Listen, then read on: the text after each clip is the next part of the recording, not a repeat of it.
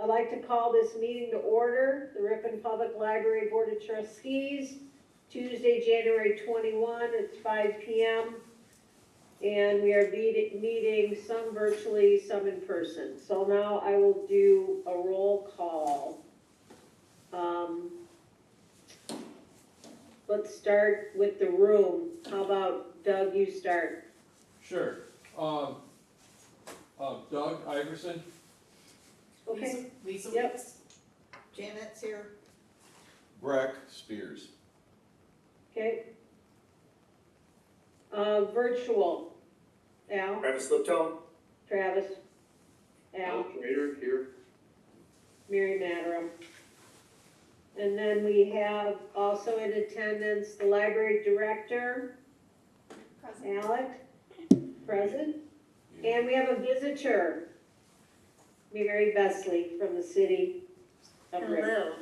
Hello. Lodian. Okay, great. We have got 2 sets of minutes that were in your packet to approve our December 12 board meeting. If everyone's had a chance, hopefully to have reviewed those, are there any questions before we vote to approve? Move to approve. I second the motion. Okay, Al, Lisa, all in favor? Aye. Aye. Anyone opposed? Okay. 7-0. Okay. Second set of minutes were from our special meeting, which we held 2.5 weeks ago. As a reminder, that was the meeting to change our monthly meetings and to change our bylaws. So are there any questions or corrections required there? If not, could I get a motion? So Motion moved. to approve. Oh, sorry, Breck. Second. Okay. We've got Brick and we got Travis. All in favor? Aye. Aye. Aye. Anyone opposed? No opposition. Terrific. Okay, moving on. Alex, you've got the floor. Okay, for my director's report, just initially I wanted to start with a renovation update. We had our initial design meeting on January 14th and kind of went over the broad strokes, as Mary likes to put it, the unsexy components. Looking at the HVAC, the sewage system, electrical, all those important bits. And they presented a series of kind of broad stroke ideas of like, this is the direction we could go to. I had my full-time staff members sit down on that to get their feedback as well. 3 of them? Yeah, that would be Ben, Linda, and Susie were there. Okay. And Adam, city administrator, and Alan, the director of public works, were also in attendance. So kind of getting the ball rolling with that, the first initial. We have a follow-up meeting on January 30th where it should be a little bit more fleshed out based off the feedback. So I will keep you all up to date. And then my second point I wanted to talk about is we've been approached with a couple work experience programs. Can you all hear me well enough from? Yeah. Okay, cool. I always feel like I should project. So we have a couple that have reached out. There is Achieve Fond du Lac and then Diverse Options, which is here in Ripon. Both of them have what are essentially internship programs. They are paid from either the state with Achieve Fond du Lac and from an outside source with Diverse Options. And essentially what they set up is that individuals that they serve, it gives them an opportunity to get job experience. Like I said, it is not coming out of our budget. It is paid from the state or elsewhere. And there are short periods of time where they're doing simple tasks depending on their capabilities. From shelving to cleaning to helping cut out things for crafts and programs. So I just wanted to present it before I go any further as an option and get your feedback. I think it's a wonderful opportunity for us to support the community, and it costs us nothing.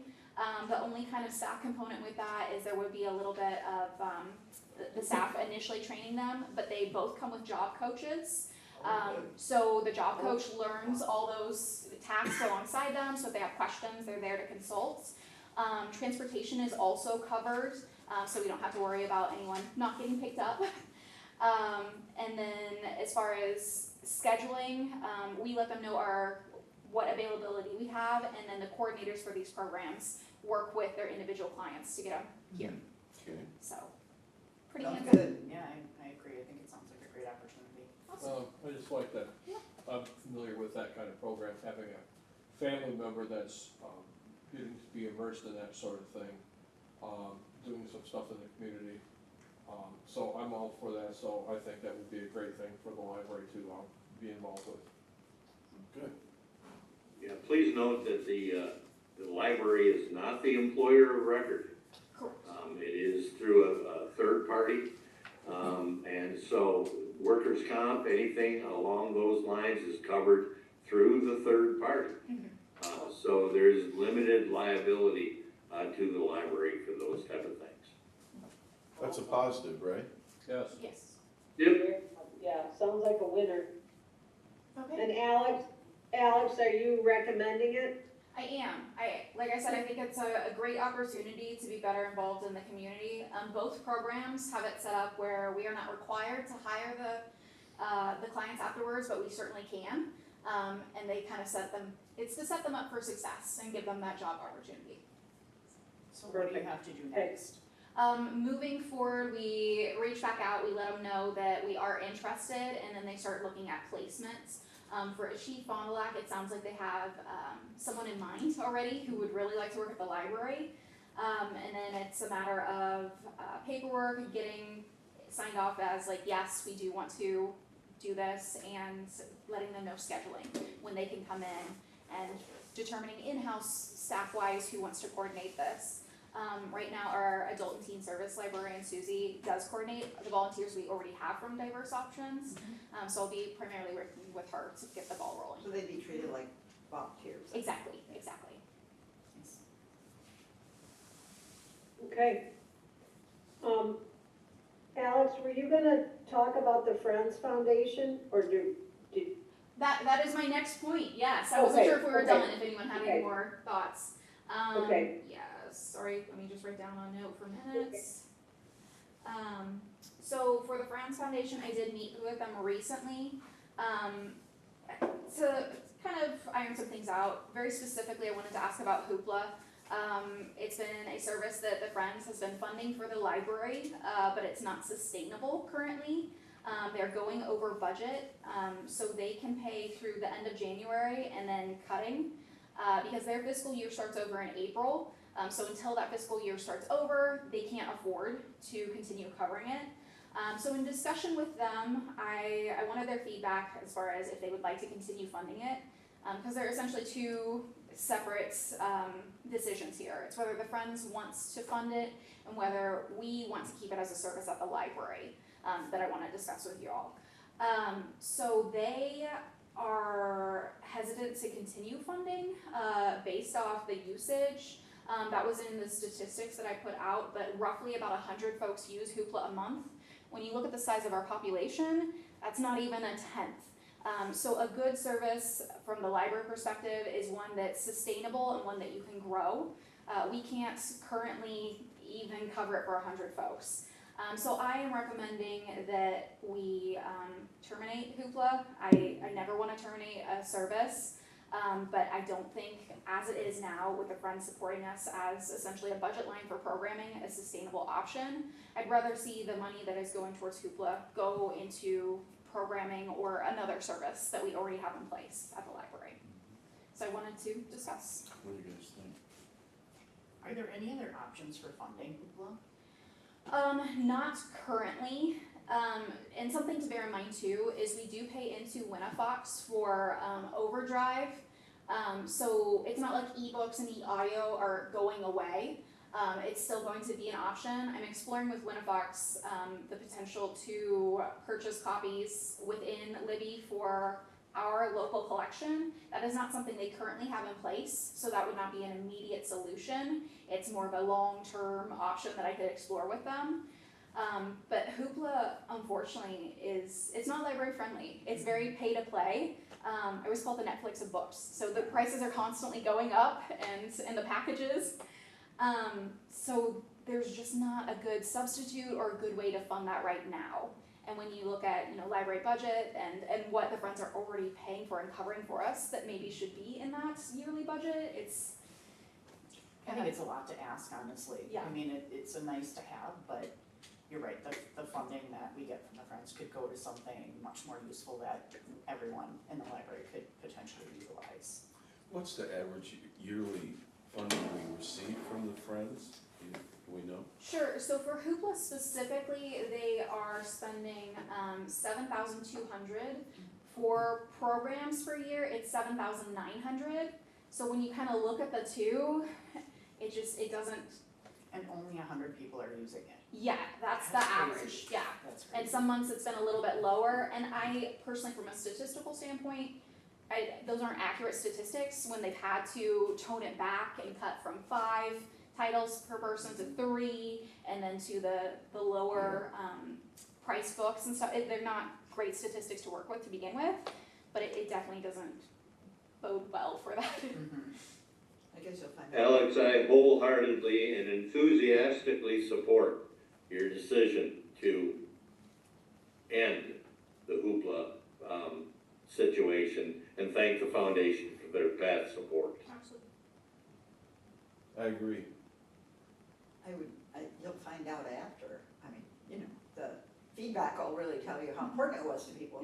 But then that's not a good way to say, because you don't really know when they're using it. And then when it's gone, then they support it, but then you're not really sure, like all the other things that we are doing that are continuing, which one's more important. The only way would have people rank it, I guess. I don't know. Good point.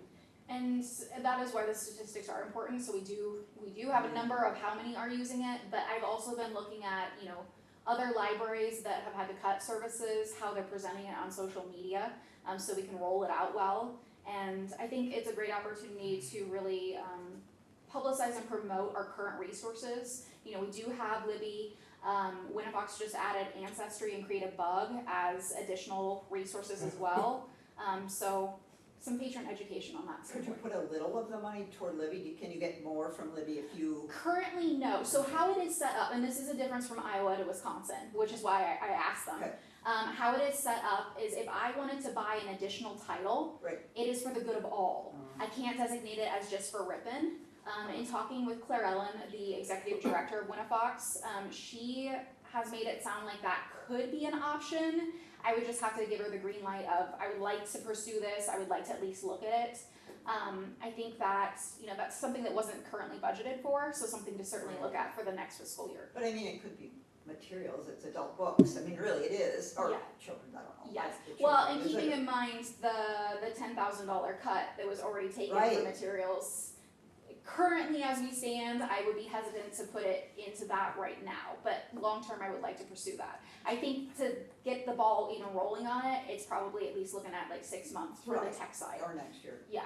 So can you identify the books that say have 26 reserves versus 2 reserves? And buy those copies? It is capable of running that report. Currently, that doesn't do us any good, because if I buy a copy, Oshkosh gets to Right, use it, but everybody, but yes. In the future. Yes, yeah, absolutely, If we decide to put more money toward it with the next budget, yes, you could put it where it's most yes, needed. it allows that.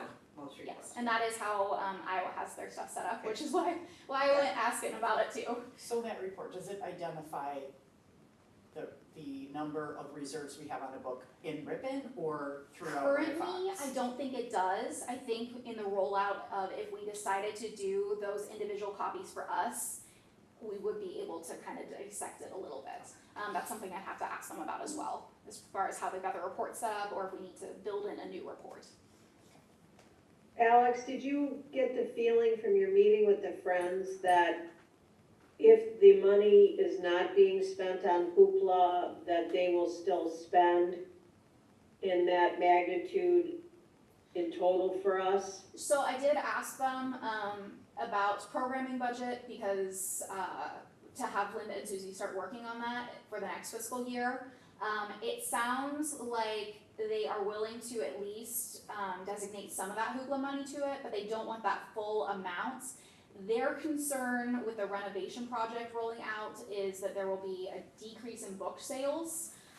So, which is understandable, you know, if we're moving where their books are in the renovation or giving them a designated area. Again, still in the early phases of design with that. But likewise, the fall book sale that happens in November, it sounds like some of the renovation components are going to happen in fall as well. But again, there's no timeline yet. So it's all kind of hypothesizing. So they, from their end, are kind of concerned with the big question mark of it all, of what's gonna happen. So they did want to reserve at least some of that. I am having Susie and Linda write up a budget, and we're gonna haggle. Come in and ask for, what you want and go from there. Yeah, okay. And just keeping in mind for everyone that the Friends fiscal year starts on April 1. So that's why the budget request is being formulated now, to be able to present to them. And an additional component, just as an update for Friends, Desiree is still their treasurer. They have not been able to get in contact with her, so they've kind of given her a deadline until their February 11th meeting. And then with the idea that she would forfeit her position if they don't hear from her and they can replace. Al, were you gonna say something? Yeah. Al, Oh, No, I like that sign behind you, we love Papa, is that you? nope, Yeah, your Papa, the sign on the refrigerator that says, "We love Papa," that's what he was talking about. oh, that's me. See, But anyway, so after that point, they're just not willing to start looking for a new treasurer yet. They want to kind of give her a chance. And then I know a couple board members had potentially reached out about volunteering with them. They kind of gave the feedback of they're not opposed, but again, they want to wait until after that February meeting so they have a chance to get their ducks in a row and determine what volunteers they currently have may be interested in some of the positions that they're having come available. So that is my update. I guess, and it wasn't on there, but I'll pass them out to you. You all don't get any. But I've been doing some internal branding. So all the full-time staff, myself included, now have branded business cards. Oh, cool. So I figured I'd bring some with me too, so you good have my idea, I like that. Can you hold it up so we can see what it looks like? Yes. So I actually don't know where to hold it to. I don't think it's this side. Yeah. Just okay. There you go. Okay. Backwards. So this is well, it's gonna be backward. This is the front, and then to kind of give it a little creativity, That's your card. this is my card. For mine, I got the mission statement on the back, but I had the rest of the staff, they could pick a quote they wanted. Oh, I So love yeah, that. give it some individuality. Nice. Do they all have the same phone number? No, it's They do have everybody's them. direct lines and everything on there. So yes, just some internal branding I've been working on and getting things That's good. rolled out with the renovation. Well done. Thank you. Alex, is there anything you want to go over on the statistics, or do we? I can certainly look at it. My main kind of thing that I wanted to point out was for Hoopla, and in discussion with that, I think it's important Okay. to highlight That's those statistics. But additionally, I guess more of a question is moving forward what you want to see on statistics. In adopting, it's kind of like when you inherit someone else's house. It's a little different. So in adopting Desiree's statistical sheet, there's some of the breakdown that I don't know that we necessarily need to have broken down that far, but I wanted feedback on what you all want to see. A lot of this Winnifox already generates in some form, so it's a little bit reinventing the wheel. And some of it is just in a different order than what Winnifox had, which was a fun game to play. So I wanted to kind of get your feedback as far as what you're married to, what you for sure want to see every month, as opposed to maybe you don't need all this breakdown for Winnebago County or some of the Green Lake, and maybe looking at our closer neighbors. I will give you my opinion, and that is, I think we should trust what you think is important, and if we need additional detail, Okay. then we can ask for it. Yes, it's always available. I would agree. Okay. Yes. So is there a written Yeah. one, am I just missing? We- Are they- Alex and I had talked a little bit about the concept of, the key performance indicators, kind of honing down into saying, what might those 3 to 5 things be, if there are 3 to 5 on that list that would be important for us, that she would be tracking for trends. I guess I'm not informed enough to know what those KPIs would be, but, and to maybe just, take some time to think that through. But again, I agree with Lisa, it's about what's important to you and in managing what, and then that would be important to us. Okay, sounds good. Well, and, coming in again, there's repeats of information within here too, which I think might be confusing, because it confused me. Yeah, right, yes, okay, great. Well, I got a question. Doug has a question. Just I agree, some of the stuff is just a bit over the top with statistics. The things that I would really like to know, how we are doing with people checking out here, both the paper books, e-books and all that kind of stuff.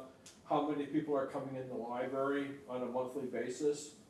Do we have groups of people coming in? And I wanna know about the meeting room usage. I think, how the building is being used. And I know upcoming it's going to be, different.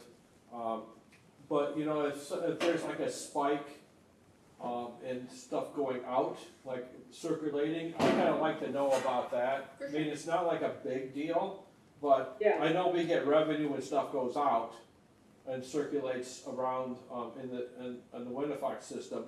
I just kinda like to know how all that's going. It doesn't have to be this broken down where everything is coming from and all. But if you see something that pops out, I'd like to know about that. Are suddenly we getting stuff going up to Winnebago County a lot more? But we don't normally need to know, like 10 copies are going out there or whatever it is. But if there's an influx or outflux. Right. I kinda wanna just know how the health of the library is, so if there's something you think we need to look at, I'd kinda like to know. I like comparisons too, and I think that's kind of interesting. Yep. Trends and things like that, but maybe we don't need all this stuff. And that is why I specifically added, so there's a 24 to 23 year-to-date circulation comparison. That is something Winnifox generates, and I thought, I found it interesting, and I kind of plopped it in as something that you all could look at too, if you wanted to. You certainly would have to. But you can't isolate Ripon in that big one. The big one I have Ripon highlighted in. Yeah, it's in yellow, but, Yes. okay, so, but there's no breakdown on the types of books that circulate. Correct, so Okay. this I thought was kind of interesting, and again, that's what the other one is for, is that full breakdown, to just kind of see how we are in comparison to other libraries For in that now, area. that's what you Yeah. started with. So Yeah. is there a way to lock these? Can we edit this? Because you can't even lock the title line so that you can't even see what the. I don't think you're set up for editing, Yeah, only okay. because I don't want you to accidentally tweak my numbers. You know what I mean? Yeah, it's just hard once you get up there, you can't see what that header was, so, okay. Sure, the scroll under thing, yes. I thought, are we talking about the event tracker? No, this is the one that is, Right, we're talking about the other one. the year-to-date circulation comparison. Right, Yeah. okay. Well, we get the other one, I'd like to You talk see about that. Angela Schneider, is she leaving? That's probably somebody at Winnifox, that name. Who? That- Angela Schneider? Oh, yeah, so we use Winnifox to set Yeah. up these meetings, so it's her accounts, so we don't have to pay for an account. She just starts it, probably. Yes. Okay. Well, it sounds like Doug identified some things he would like to see, the in-person, so is that the door count? Yes, yeah, door count is the usage, I believe meeting rooms are already in there, let me pull it back up. It's broken down by big and small, which is kind of nice, cause that's study rooms versus large rooms like this. Yeah, and that usage is up substantially, which would make sense, I think. When you look at the year-on-year comparison,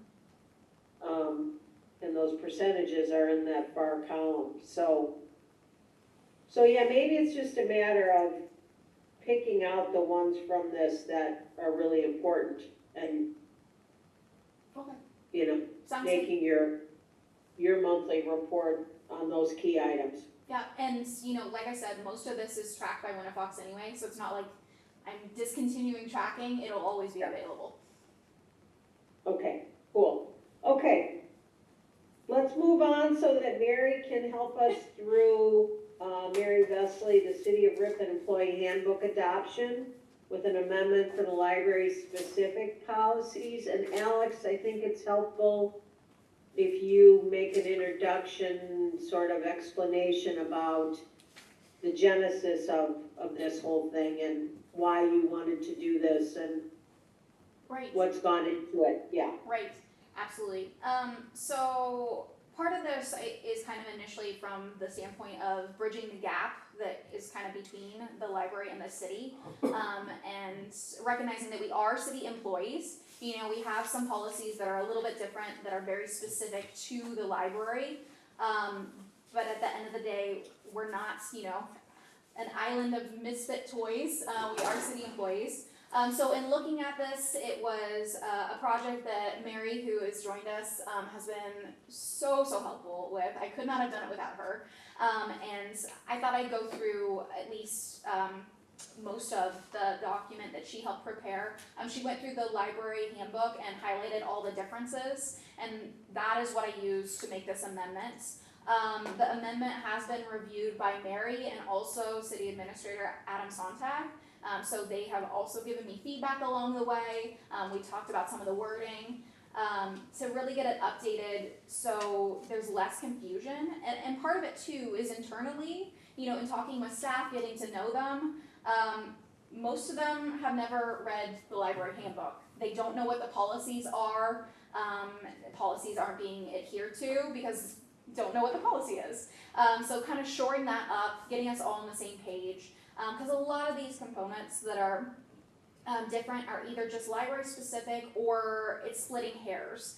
A big one, and I guess I could dive in, is the holiday time, which if you're on your iPads or laptops is page 18, I believe. That's what?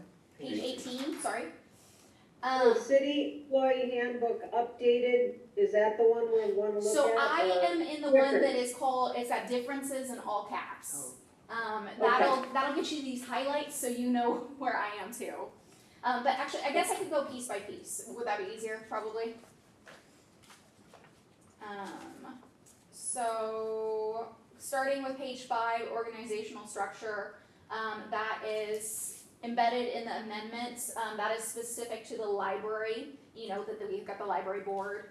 Going forwards to 202 employee categories, or actually, I missed the code of ethics. The code of ethics is a specific to the library, and that is something that just, again, it's really updating, and for us specifically, putting in that patron confidentiality is very key and paramount. We hold a lot more information than other city departments and want to make sure that our staff are keeping that So confidential. where are you right now? Sorry. Code of ethics is, And you're on the changes, just the changes, right? yes, Okay. so I'm comparing this amendment to, and walking through with this.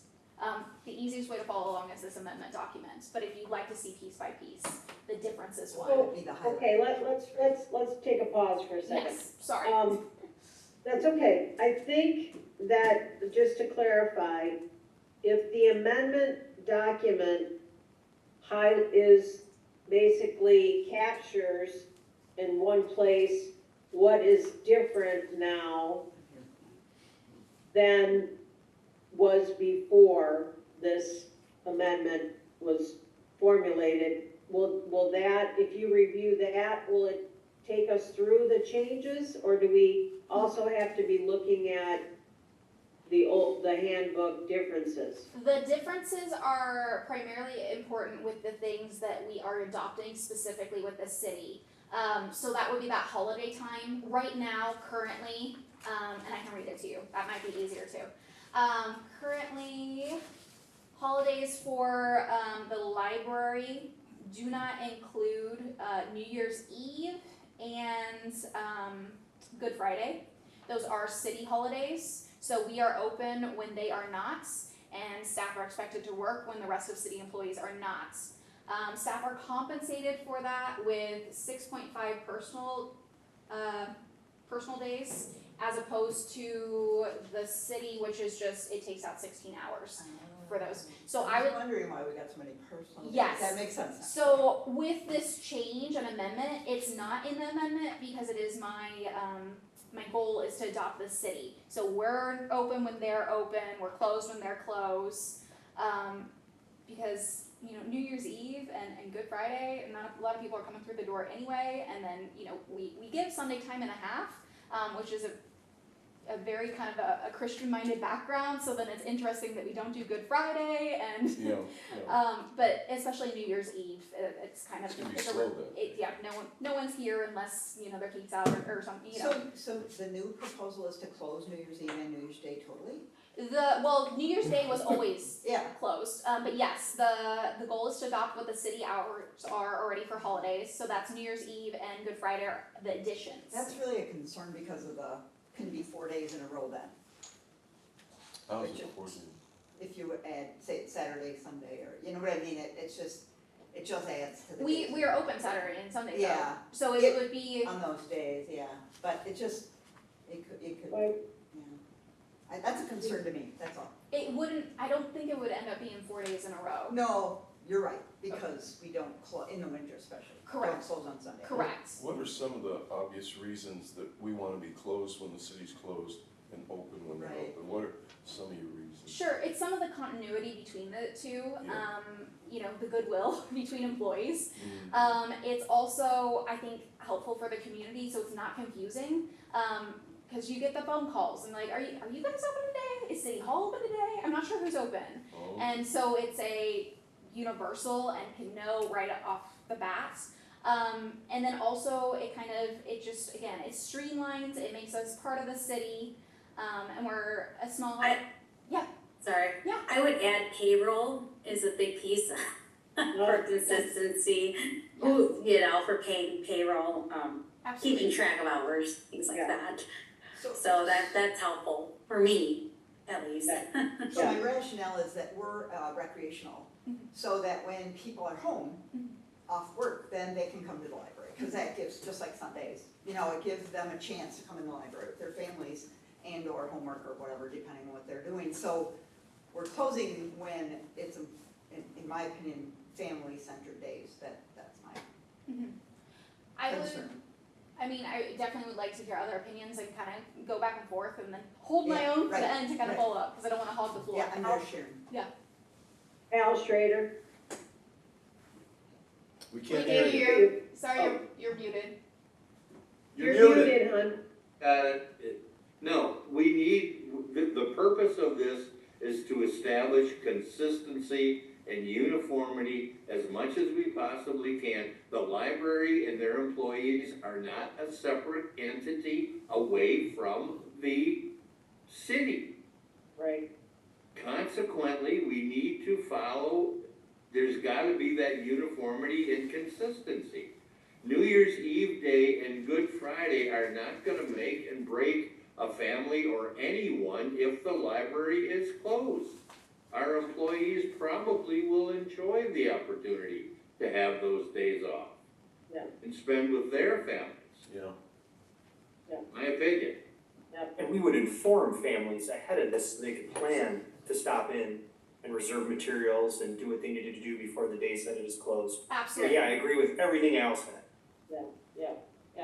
Yeah, absolutely. Well, it's the whole concept of Alex, it was one of the things that has been very strong since she's been here, is that it was this desire, and she's worked on it from day one, to create a relationship Right. and be part of the city's, structure, and attending council meetings and working closely with everyone else to say, hey, we want to be part of this family too. And so it's much better when you're lining up underneath like everyone else does, instead of saying, oh, we're different. Oh, we have to be different, it's gonna make her life easier too. and better to be viewed under the umbrella instead of outside of the umbrella, which I think was a problem in the past, in my opinion. In some emergency situations, it's probably to your benefit that if you're open, the city's also open. In case you need to contact them, need help from them. Is that right? But then Sundays would be an issue too, if that's the case. So, Are you know, you saying we should close on Sundays then, Janet? I'm saying we should be open on New Year's Eve and Good Friday, and the Friday after Thanksgiving, was that one of them too? no, it's just Good those two Friday, that we okay. don't have exactly the same as the city. 'Cause New And then Year's, you're saying you'd lower their personal. Yes, because the Hours. personal time is inflated by 16 hours to cover those 2 days right now. And you know, from the scheduling standpoint, it's much easier to know, like, we're gonna be closed this day as opposed to, you know, staff having more personal time to flex around within the Right. schedule. And rather than the holidays. yes. I mean, you just, New Year's Eve, nobody wants to come to work on that day. Yes, yes. Yeah, I guess by saying Sundays, have they been an issue because the city's not open? Have we ever had an issue because we're open on Sunday and the city's not? Sure. I mean, yes and no, depending on what that looks like. And some of that, you know, Sundays aren't on the table right now. I don't wanna talk about Sundays yet. I No, wanna but get I'm to know. saying the argument was, you know, that we shouldn't be open when the city's not open, I think I heard that. it's not, I didn't. it's not Okay. saying we shouldn't be, but there Yeah. are advantages to having the same hours, the same schedule. Yeah. And Mary could probably speak to that too, from your standpoint. Mary Vesley? Yeah, I agree. Consistency is good, again, for payroll purposes, to avoid confusion, onboarding new hires, you know, going through the onboarding and explaining the differences. You don't want a long list, you just kind of want to explain that this is how we are, one entity. These are our days off instead, you know, like for example, for Alex, we miss saying, oh, New Year's Eve is different, and just all these things, it's just easier. And for payroll purposes, again, it helps, wrap our head around and not have to remember all the differences. So. We're only talking about 2 days, right? I mean, Correct. New Year's Eve day and And Good Good Friday, Friday. yes. And another Okay. component with this too that Mary and I ran into that made it confusing is the personal time. Part-time staff do get personal time. It's very difficult for them to take personal time because we're an all hands on deck type of library. So if you're taking personal time, then I gotta get someone else to fill your shifts. It's not really quite the same as it is for full-time staff when you take that. Where things float on, yeah. Whereas holiday, I do see. it designated, you get all day. You don't have to worry about any of this, finding someone else to cover your shifts or anything like that. Because that was another concern and something that I'm working with is most of the part-timers aren't using their personal time or aren't using as much. And they're confused about how to go about using it, and then they feel bad using it because they're like, well, I have to find someone to cover my shifts. And this, at least for them, would be less of that time to have to figure out and, actually get a designated day. Are we open Easter Sunday? That's a good question. I don't think so. So you have Friday, Saturday. It is not currently in the handbook as it stands, it's not listed as a holiday time. But I So don't we may think be we're open then. I don't think we've been open. I don't think so either. Because kids have school the next day after. Yeah, yeah. Should that be a holiday? Or it's not wouldn't be a paid holiday? With Sundays, they are time and a half as well. But But you just wouldn't be paying anybody if they didn't work. You wouldn't be Right. paying them for not working. right, Yeah. exactly. Yes, it was not on the list, of So the approved question would currently. be closing on saying that Easter Sunday would be a day the library was not open. Mhm. That's different than making it a holiday, Right. paid holiday for the Correct. employees. Absolutely, Right. right. So in the Exactly. handbook, because I don't have the Yeah. attachment, is it listed as, these are the paid holidays? Or is it listed as these are the days, the holidays that we are closed? The library will grant holiday time off to all employees on the holidays listed below. The library will grant paid holiday time off to all eligible employees. Holiday pay will be calculated based on the employee's straight time pay rate of the day of the holiday, and then it breaks it down from eligible employee classifications, regular full-time employees. Alex, what are the Yeah. holidays listed below? Does it list them? So for right now, what the library has is New Year's Day, Memorial Day, Independence Day, Labor Day, Thanksgiving, day after Thanksgiving, Christmas Eve, and Christmas Day. And those are, we're not getting rid of any of those are already built into the city's handbook. We are just adding the two that we don't have, which is that New Year's Eve and Good Friday, Okay. so. Okay. What else of significance, Alex, besides the items that you've detailed so well in the amendment? Are there other areas that you feel? Most of them are small things, you know, there's an amendment specifically to cover, pages are only a library position, so making sure that they're included in an employment category. There's library specific, there is the section, 320, service clubs and professional associations, it's built in, that the library will pay for annual memberships to the Wisconsin Library Association. And the only change I made to that is I also include our circulation supervisor going forward. That is a supervisory position, they should have access to those continuing education resources and involvement. Everything else stayed the same as what it already is in the policy for that. Telecommuting is staying exactly the same, it just has something embedded for Winnabox as far as privacy, that is the existing policy. One of the larger, kind of shoring things up, because it came up as a question, is the weather policy. And, you know, knowing what that looks like. For me, coming in as a new director, but also for staff, what the procedure is. So as it stands, the updated is, library will be open regular hours except in cases of extreme weather or due to other emergencies, when it may be closed by the library director after consulting with an officer of the Ripon Public Library Board of Trustees. That opens it, so if, you know, Mary is in an entire different state, I can reach out. If I can't get a hold of someone, I can next in line with the board. Evening and Saturday closings will be at the discretion of the library director and the director's chosen substitute after consulting with the director or an officer of the Ripon Public Library Board of Trustees. So that is empowering, you know, staff where I get to go on vacation sometimes, eventually. It's having that next in line and saying like, hey, circulation supervisor's gonna call it if we need to close for weather, but still would reach out to the board, so we're not just closing willy-nilly.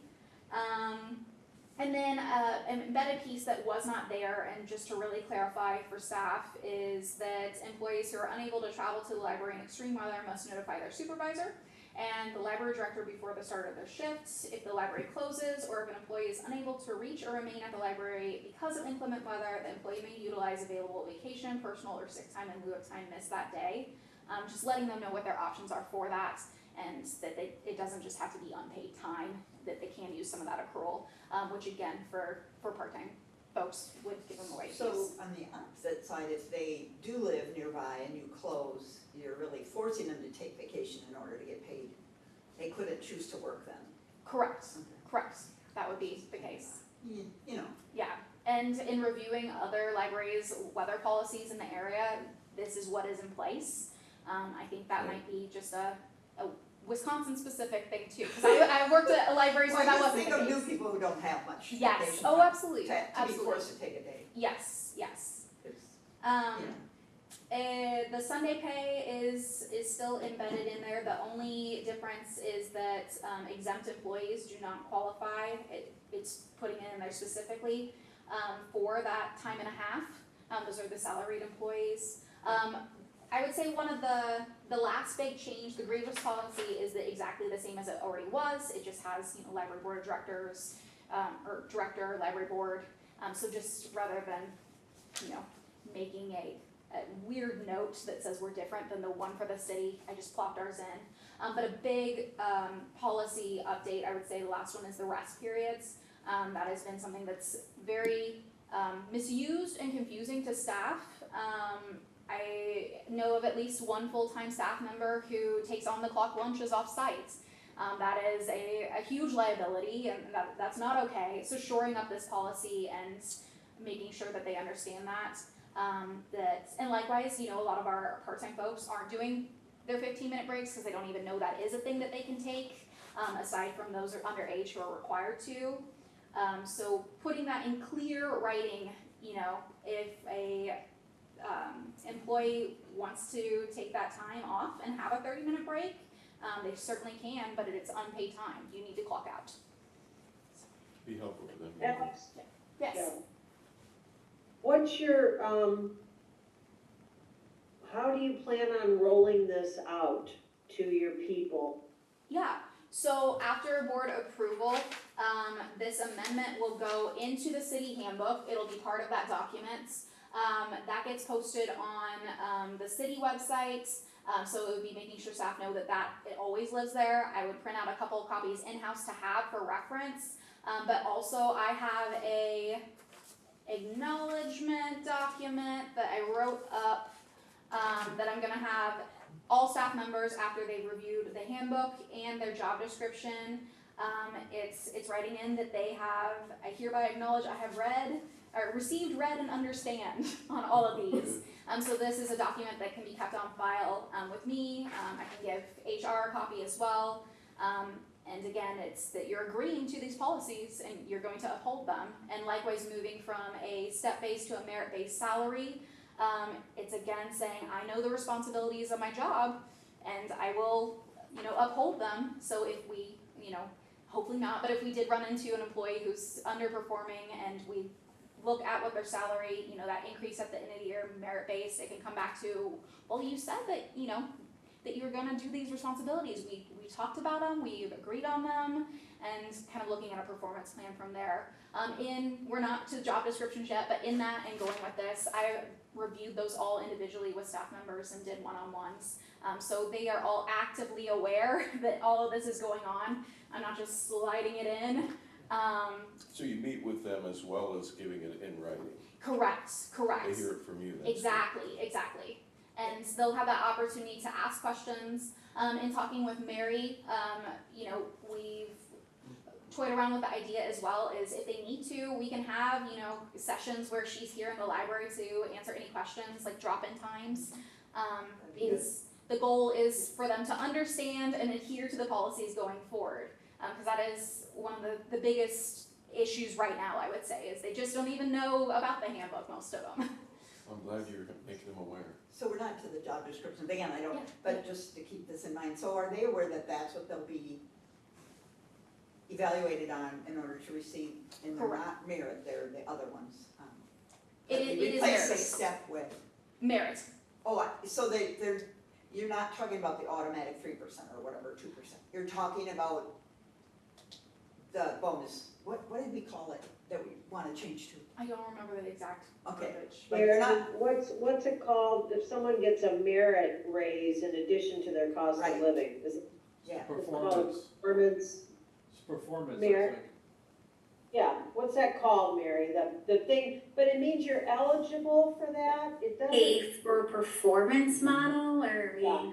it doesn't mean, you guys, that everybody gets everyone would get whatever the COLA is, That's the the cost of question. living, yeah. that this designates for the 3%. that, whatever that number is, 3% this year, could be less, could be more in the future, who knows? Okay. Don't know. Then, every employee could be eligible, depending upon their performance, for an additional increase. But it doesn't mean that you're not guaranteed Right. that you will get an additional increase. So which is the merit? Okay, it's not, this is not the STEP program, which was time in, guaranteed Right. a raise. That's not what this is. Good. So the question is, they're aware that their job description is what they will be ranked on in order to receive those bonuses. Yes, and also, you know, the opposite end of that, if disciplinary action or termination Right. needed, so this Is would be, based on your job yes, description. yes. And, Yeah, there's a standard of performance. yes. Right, For the- so there will be a evaluation that includes your job description duties. Exactly. And, you know, I'm kind of slow rolling it out this first year. The goal would be moving into next year to have them set goals for the year. So there's trackable, like performance. And it's like, Super. did you accomplish this? Or is it an ongoing project? And they're watching. Yes, Good. exactly.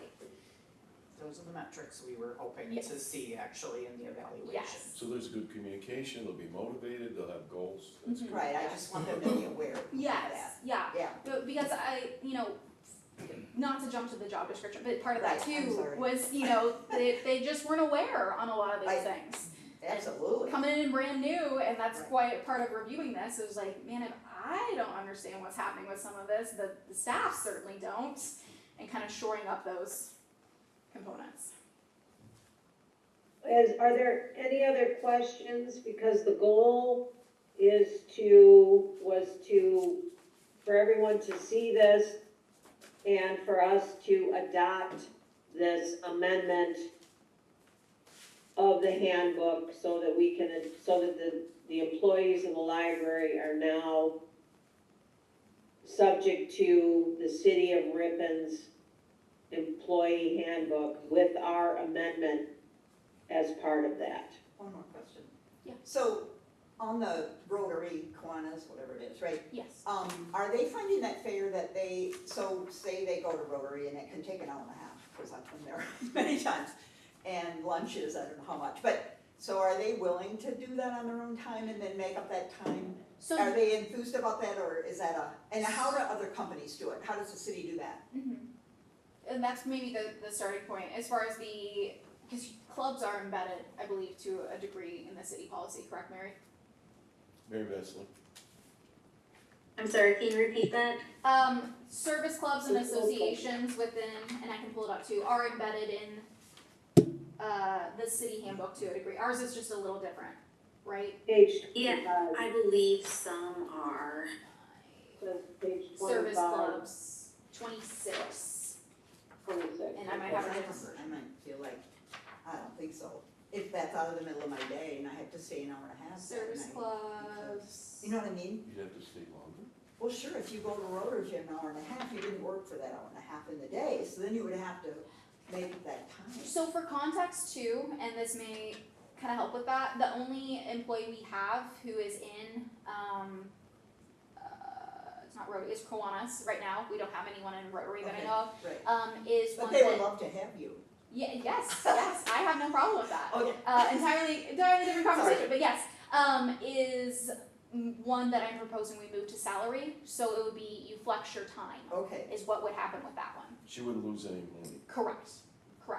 that would be awesome. Yes, and like I said, this was already embedded in there, and I think was, not to say that it was not a good handbook, but I think that that's one really good component to keep. It's that community involvement. Right, And, right. You want them to go. exactly. And belong, yeah. Exactly, So and, we wanna make it easy for them to and make in that choice. discussion with that staff member too, she really enjoys it, Right, so I'm like, oh, yeah, absolutely, I'd love to keep Well, it. it's a lot of connections they make with the 100%. community, which is what we're all about. So, Absolutely. yeah, Yes, we want them to go and be a member, Exactly. if we can make it easy enough for them. absolutely, yes, so that would be a flex time for that Okay. position, yeah. And the goal would, not to be to exclude part-timers, but typically it is full-time staff who end up in, That makes sense. Right, Yes. right, salary people, yeah. yes. That's why those Rotarians can stay for 2 hours. Right. But you just flex your time, you Yeah. still getting your work done, so. Anything else? This Sunday, 1.5 times, so it doesn't apply to exempt employees, correct, salaried employees? Correct, that is the only change, otherwise I am leaving it as is. Okay, And so potentially, I know that's something several board members have brought up as something to discuss long-term. I'm hesitant to until I know what our door count is, who we're serving on Sundays, address that. But I did wanna yeah, update keep it. it. Go ahead. As far as this trustee, make sure to keep that, because that will get brought up again. Okay. As we begin to collect some information. It's out, unless unless they have 40 hours within our given work week, there is no, I don't know of anybody that works at Hy-Vee that does a shift on Sunday that gets time and a half to do that. It makes no sense. So it's an added expense to the library that we could use for books. Yeah, and like I said, it's definitely something I'm keeping on my radar, and would love to bring back up again in the future to discuss. Just being brand new, I'm hesitant to make any large changes with that, Yeah. because this is already going to be Oh, quite a bit. I agree. Good strategy, but thank you. Okay, have we talked through the discussion regarding the handbook adoption? I would make a motion to adopt the amendment as presented. A second. All right. All in favor? Aye. Aye. Anyone opposed? I am, the closing on the 2 holidays, I can't vote for. Okay, 6-1, motion passes. And Mary Vesley, we appreciate your time and for being here tonight. You're welcome, and I did want to add that organizationally wide, we are switching, we're in the process of transitioning from paper timesheets to electronic, so we will be able to provide better reporting on time and how time is being used, things like that, so that can be analyzed better. Mary, I have a But question. yeah, Thank you, That's Mary. exciting, yeah, You're Mary. welcome. Thank you. Thanks All for right. everything you do to help us. We Brett has appreciate a it. question. For which Mary? Do you have a question? Mary Is there Vesley, another quick question. I believe the school, Yes. Ripon School District was closed today, correct? Oh, they were- yes, I believe so. Were any of the city offices closed? Was there any consideration the library would close or not? They were closed for in-service, they were already Not not with- scheduled. They were already not scheduled. My daughter did not have school today. It was on the calendar. So, Alex? Yeah, it was an Alex? in-service day. Yeah, Alex made a decision. We talked about it, and Okay, she, good. she looked at it, the small libraries made the decision to close in advance, and Alex talked and looked at what was going on in the larger markets, and Good. Well, that was part of what we discussed was decided for to stay weather. open. I wanted to know if you two had a discussion, so thank you. Yes, and it was initially a thought that kind of get tossed around to tie ourselves to the school district. After discussing with the city administrator and Mary and kind of looking at that, sometimes the schools close to burn a day that they have, or it'll be, they serve a more rural population, the buses and stuff, so we didn't want to tie ourselves I directly don't to think school. so. But they certainly be considered. If the schools are closed, the students might therefore need to come here more. Right. Yeah, absolutely. Exactly. Thank you, thank you. You're welcome. Anything else for me? I think Have a we're good good. night. All right. Thank you. Thank you. Thank you, Mary. All right, bye. Good to see you. Bye. You too. We're down to one Mary now. Okay. Okay, guys, moving on briefly, just to go over, on the financial front. In your packet is the preliminary, and I put that in large capitals, preliminary December financial statement.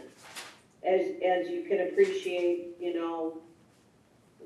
this is there will be an audit of the city, which includes an audit of our activity as well. So any statement that's issued prior to the audit being completed is always gonna be on a preliminary basis. And, there is a new finance director in the city. And so that person is, just getting their feet on the ground as well. We did, discover, along with them, that there was a coding issue of some utility expenses, which we caught that, he caught that, we kind of caught it together.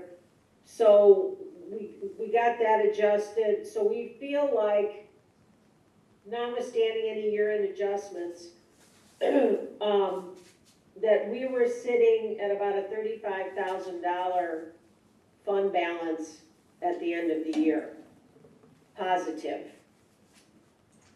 Okay. And about, you can attribute 60% of that to not having a director for Okay. that period of time. That's about 20,000 on the salary, taxes, benefits, whole structure of that 35,000.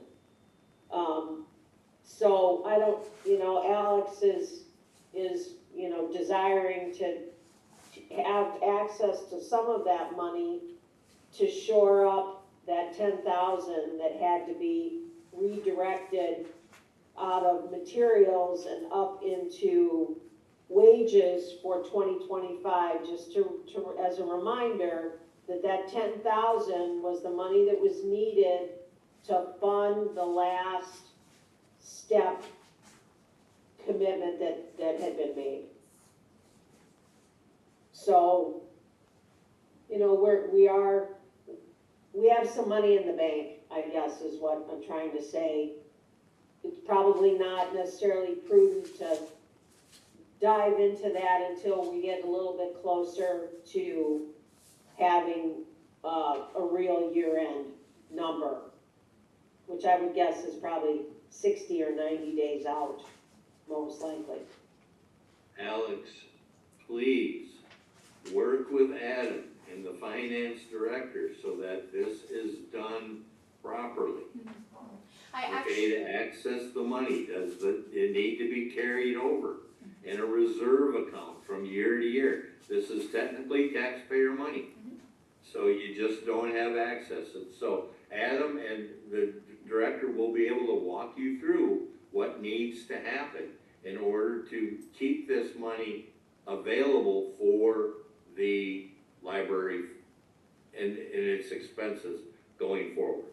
Okay. and to, Okay? yeah, absolutely. And to kind of speak to that too, I actually spoke to Sean, the finance director today, at a meeting with him in the Oshkosh funds, in looking at how we put those renovation funds forward, that's on the agenda as well. We received the first invoice and working with him for how best to flow that through and how that should be paid. So it's been an active and ongoing conversation with Sean as far as how do we make this work and like what does he need from me, what do we need to do from the legality side of it as a Wisconsin library, and getting all of that in hand, especially with regard to the Friends as well. Because I don't want this to be a reoccurring thing that it seems to have been, where it's we don't know what to do with the Friends, or making sure we're financially sound and legally sound on that, and tracking accordingly. Does that sound good, Al, what she said? Yeah, exactly. It just make sure we're working hand in hand with the city, so we can, do it right. Yes. Doug knows this. There are many resolutions that are passed carrying money from one year over to the next fiscal year for various purposes in various departments. We want to be able to do that for the library. Absolutely, and per Wisconsin law with libraries, once it's designated for the library, it is the library's. And that's one of the first conversations I had with Sean. I was like, I want to know that you know this, so it's on his radar as well. We understand that, but we need to chapter and verse according to how the city operates. So Absolutely. So Al, who would have to make the resolution?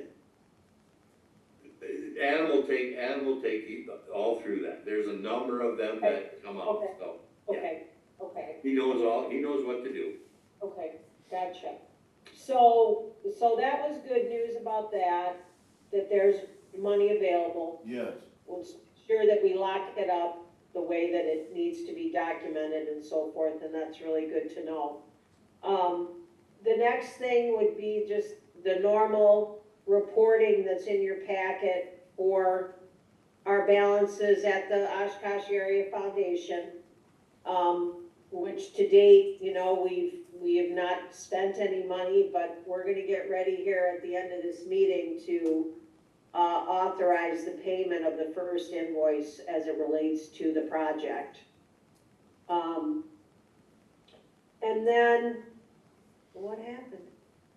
I lost you guys. We're here. We're here. Okay. I don't know, I hit some button, what the heck? Shoot, Can you see us? no, what do I have to do? Shoot. Can you hear us? Did you check the minimize bar? Minimize down below. Are we down at the bottom? Wait, down below? Okay. Yep. Thank you. Don't touch anything. So that's the OACF, and they acknowledged us back, and Alex, thank you for including that in the packet. We got acknowledgement back from the foundation of what our new resolution calls for, that if we're gonna ask for any money to come out of the funds, Alex and I each have to sign a document requesting it, attach the minutes, then that gets presented, then that will generate a payment. So that was, we did all that work together as a board, so I that's thought all. we were gonna also, include a resolution of the board, Well, we've got that resolution on file with them. Can we do that?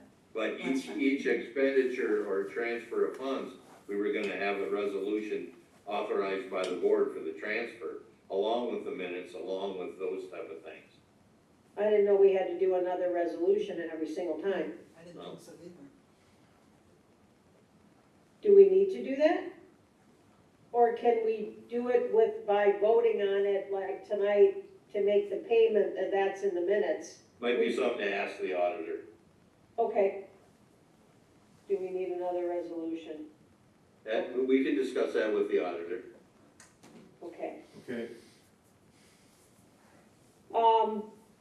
And then Alex, was there anything on that Winnafox fund balance financials you wanted to talk about? Sure, That just as an update, I have been, it's a project I'm working on, looking at our current tech, assessing what needs to be replaced, spoiler, all of it.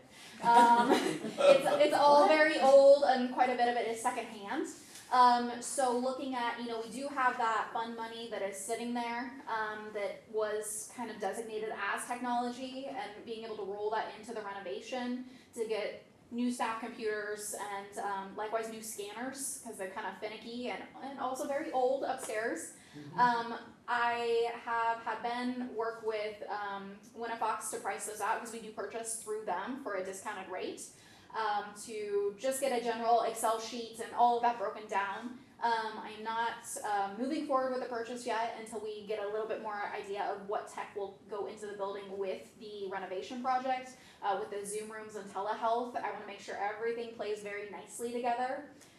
Because likewise, I'd love to get more digital displays downstairs instead of posters all on our walls everywhere. So it's just making sure all that plays well together, but it is something I'm actively working on to get us up to date. When you talked about the technology being out of date, can you just let people know what that means, out of date? Sure, very old. This laptop right here is the newest, and I believe it's 4 to 5 years old. So you think about our circulation computers up front, those are the ones that check in and out every day. They're some of the oldest in the building, and they're laggy, and they're slow, and they can't handle a lot. Are they over, say, 9 years old? I would have to double check. I think we might have Okay. one thing that's that old, but not most. I would say the average range is from the 6 to 8 years. But you know, in computer years, it's like dog years. It is like dog years. That's yes. very old. Travis, what do you think about all that? We replace our staff computers every 4 years. We rotate, like each building is every 4 years our rotation schedule. And when it gets beyond 4 years, it does get very, very finicky. Well, and especially our front And line. there's usually no support or warranty after that either. If you have, any issues, you're digging for parts, trying to fix it, trying to piecemeal together stuff, but yeah. Yes.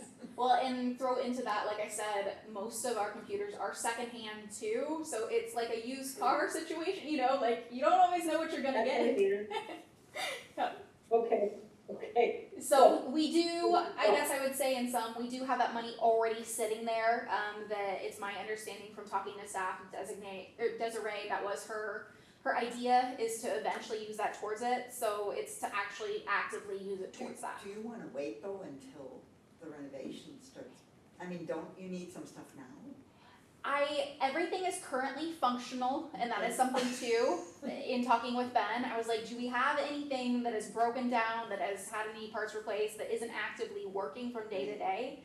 And the answer is no.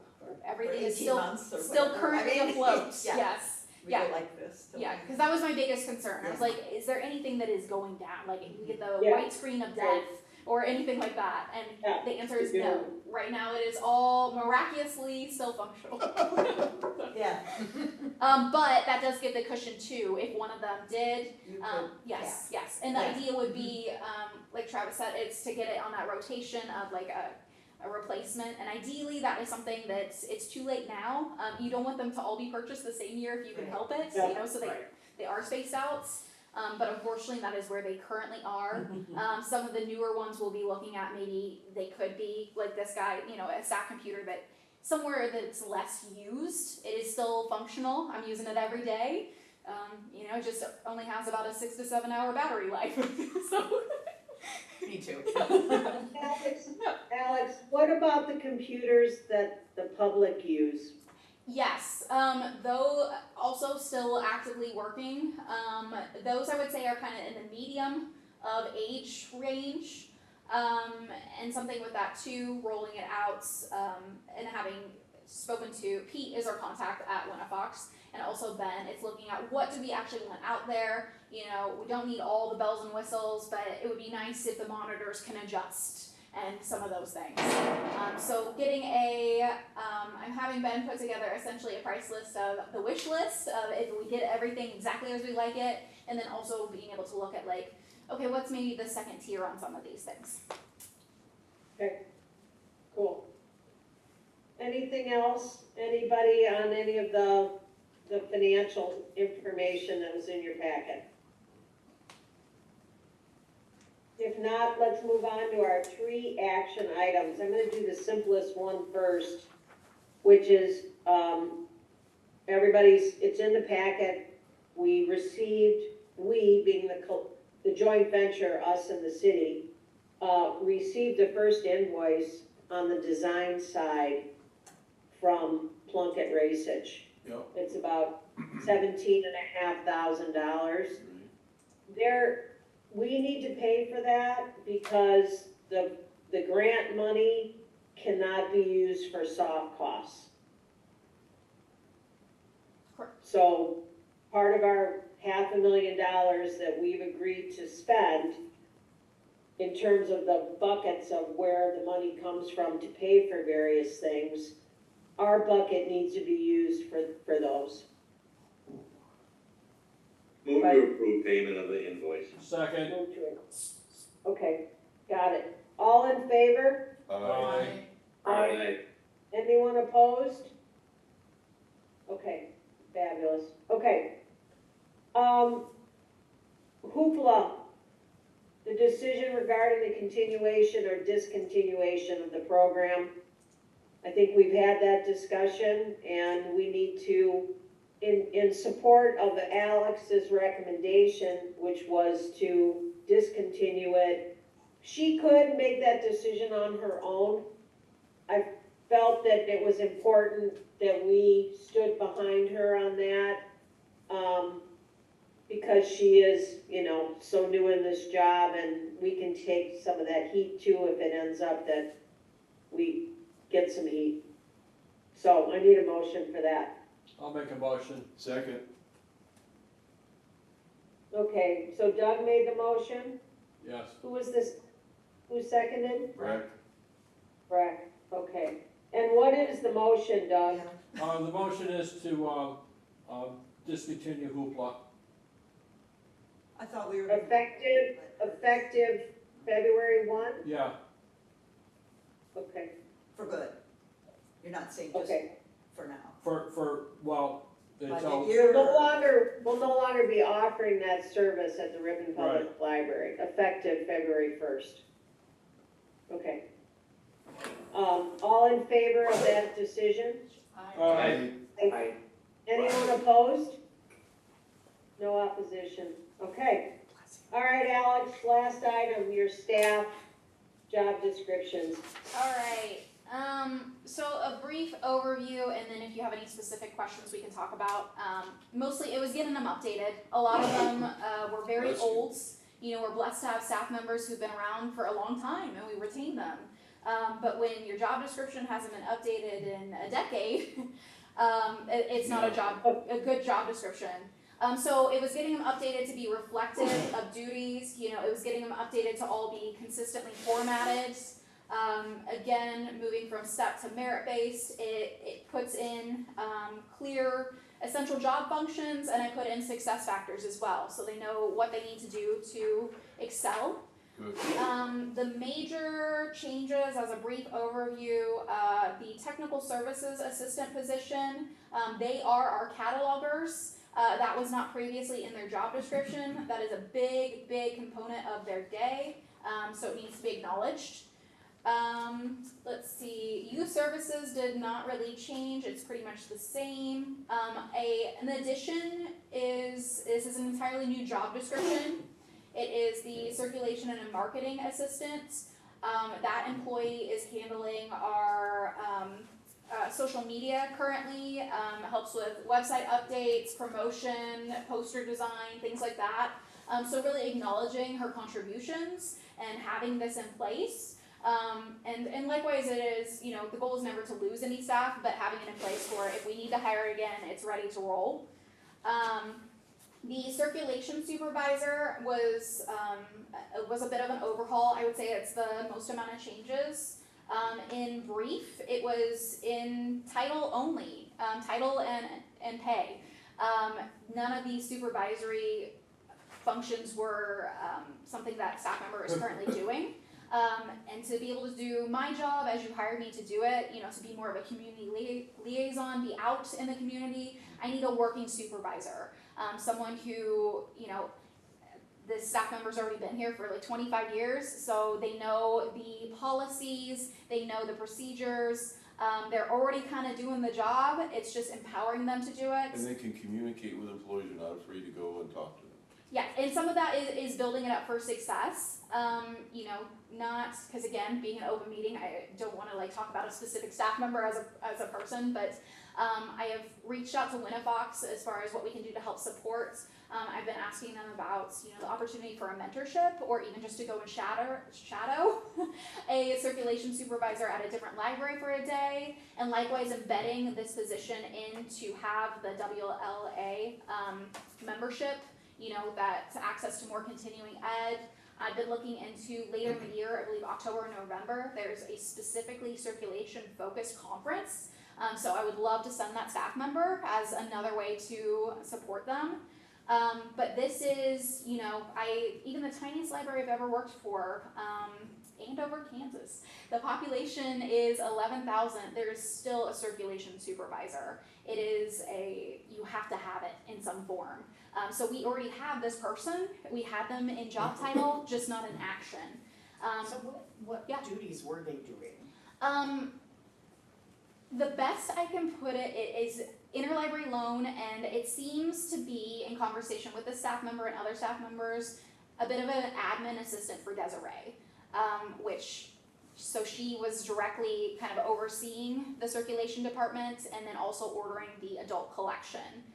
But again, with how you've rewritten and what you convey to me that you want this position to really be a community liaison, I can't be tied to my desk all day.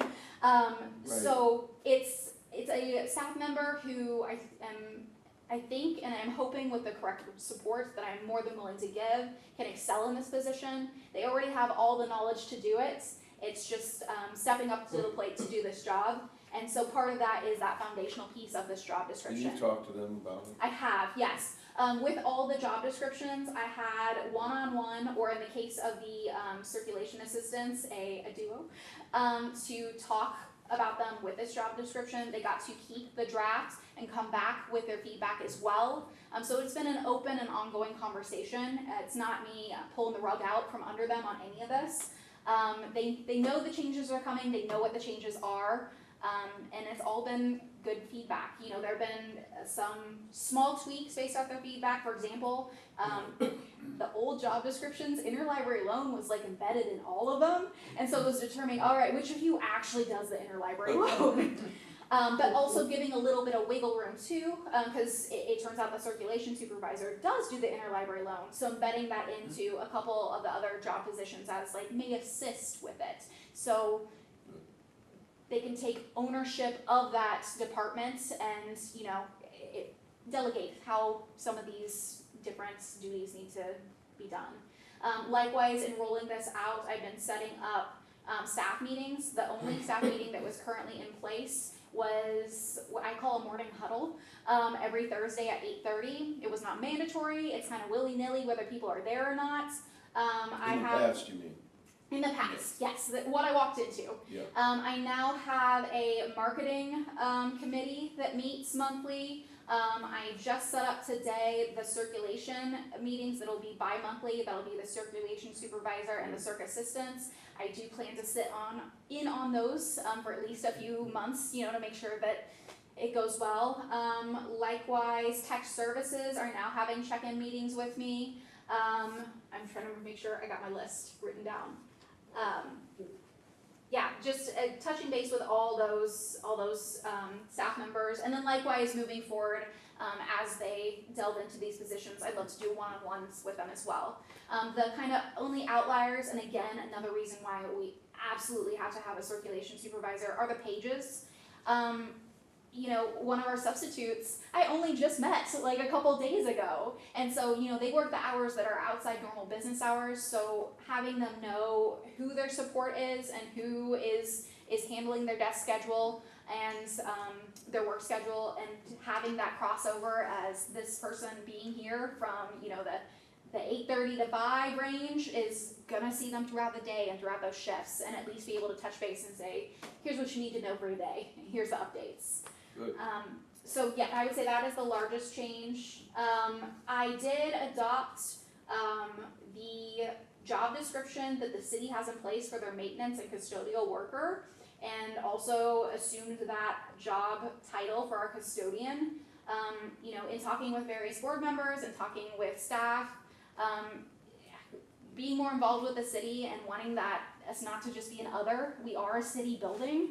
I think this is kind of a first step in laying that groundwork that they can see as well, is that this is, you have several of these on staff, you know, this is a city position, and then potentially long term, maybe it's a, you know, am I who that person needs to be reporting to?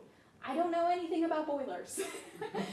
or maybe it's a reporting to, you know, public works going forward. Still coming out of the library budget, because I know that's always a point in contention, you know, because they would be working in our building, but maybe looking at a different supervisor for this person. Because in talking with you all and getting feedback of, that's been a reoccurring question. It's like, what does our custodian do?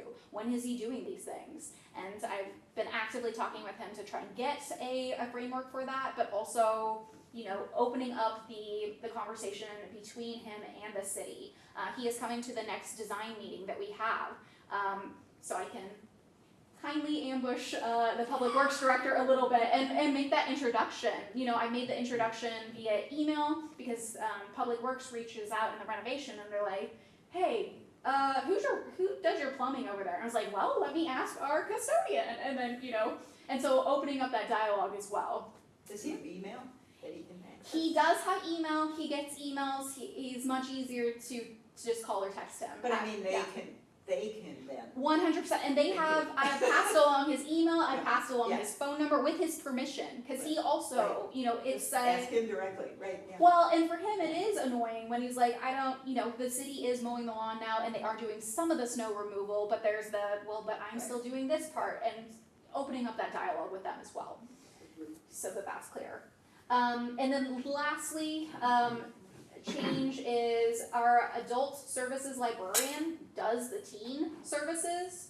So that should be in her job description. So she is the adult and teen services librarian moving forward.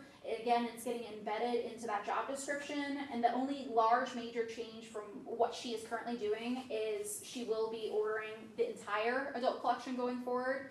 That is something Desiree did a chunk of, but likewise in discussion with a staff member, she was doing a lot of things that are now very clearly my job. There was a lot of community engagement and outreach and going out and saying, you know, can we advertise here and all that? And so taking that back as something that is very much the job you hired me to do, to get out in the community and take that off her plate, and allow her to own the collection. Because just like with the youth services, you know, that is her service population. It should not be me ordering large print when she's the one doing all the outreach to our seniors. She knows what they want to read, and trust me, they let her know what they want to read. Having been in that position, I know how important it is to have that direct contact with the folks who are ordering the books and vice versa. So, any questions? That was my world. Yes, that was a great review of all of that. Our job tonight is to affirm the work that Alex has done by approving the job descriptions that she has worked. I would also let you know that she did that while she was on her vacation to get those together, so that when she came back in January, she could start meeting with her people one-on-one to roll out and to get this process going. So we're really at the end of this process, and I'm not saying that, you know, we shouldn't discuss if there are things people want to discuss, but our role in this, if you go and look at the trustee essentials, is to approve, not to create, formulate, you know, all of that. So, given that deal, I approve. are there any other issues? No, I appreciate the work that you put into it. I know that had to have taken a lot of time, given what we had prior. I'm sorry you had to work on your vacation to do it, but thank you for the efforts that you put in. We appreciate the detail with Yes. which you've undertaken these tasks, communicating it well, meeting with people. It's a great job. Thank you. And I would say, you know, as an additional last thing is that I also collaborated with Mary, our HR person, and Adam also got to look at these and kind of, he didn't really have any feedback on them, but he's like, yep, I appreciate, you know, being involved in this process, so. Wonderful. So are we ready for a motion to approve? I'll make We are ready. a motion to approve the job descriptions as presented. I'll second.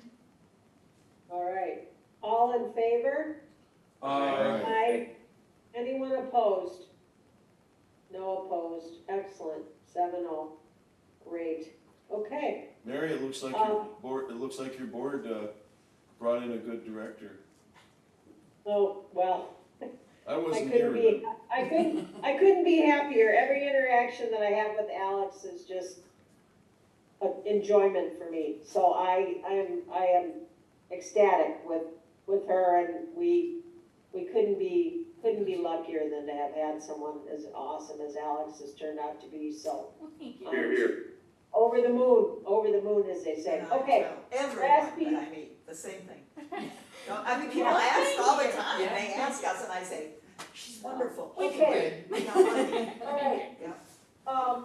February 18th would be the next scheduled meeting. I did not have that listed, but that's when we should be meeting again, third Tuesday in February. Thank you. And if is there any other business or any other conversation? If not, Motion to adjourn. motion to adjourn accepted. Thank you, Al. Thank you, Mary. All right, everybody, Thanks, stay Alex. warm. Take care, everybody, stay warm. Yeah, Good to see take you. care. Thank you.